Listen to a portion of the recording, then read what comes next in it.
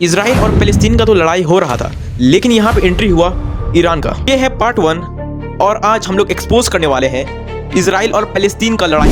हम लोग अभी की सिचुएशन को देख करके अंदाज़ा नहीं लगा सकते, उसके लिए हम लोग को हिस्ट्री में जाना पड़ेगा। तो चलते हैं हिस्ट्री में। 1930 से 1945 तक एडोल्फ हिटलर राज किया जर्मनी में। जर्मनी का इकोनॉमिक क्राइसिस, अनएम्प्लॉयमेंट रेट बहुत बढ़ गया।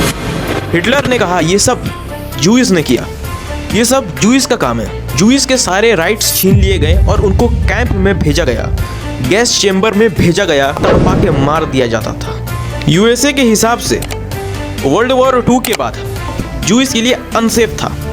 जूइस के पास सवाल था कि अब हम कहाँ जाएंगे, घर फैमिली सब खत्म। वर्ल्ड पावर ने सोचा, ऐसा हम लोग कह सकते हैं कि यूएसए ने सोचा जूइस का एक होमलैंड होना चाहिए जो सेफ हो।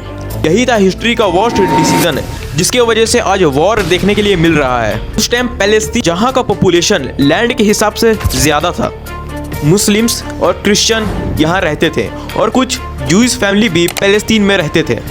इम्पोर्टेंट ट्रूथ, पैलेस्तीन ने कभी लड़ाई क्रिएट ही नहीं किया। 1947 में जूइस को भेजा गया पैलेस्तीन में। इसका टोटल पॉपुलेशन था 33% और मुस्लिम प्लस क्रिश्चियन का पॉपुलेशन था 67%। लेकिन लैंड डिवीजन में पैलेस्तीन के साथ हुआ गद्दा। जूइस को मिला 55% लैंड और पैलेस्तीन को मिला 45% लैंड। पैलेस्तीन का सिर्फ एक सवाल था, जब हमारा पॉपुलेशन ज्यादा है तो लैंड कम क्यों? ये सवाल धीरे धीरे वॉर में बदल गया। पैलेस्तीन का सीधा कहना था कि लैंड डिवीजन मत करो। फिर यहाँ से बना इजराइल।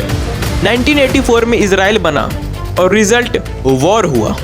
उस वॉर में इजराइल जीत गया क्योंकि उस टाइम इजराइल को सपोर्ट मिला था ग्लोबल पावर से, यूएसए से, और हिटलर का क्राइम का पनिशमेंट आज सबको मिल रहा है। ये तो वही कहानी हो गया कि आपका घर में किसी को भेज दिया गया बिना बताए जबरदस्ती और उसको आपसे ज़्यादा पार्ट दिया जा रहा है रूम का।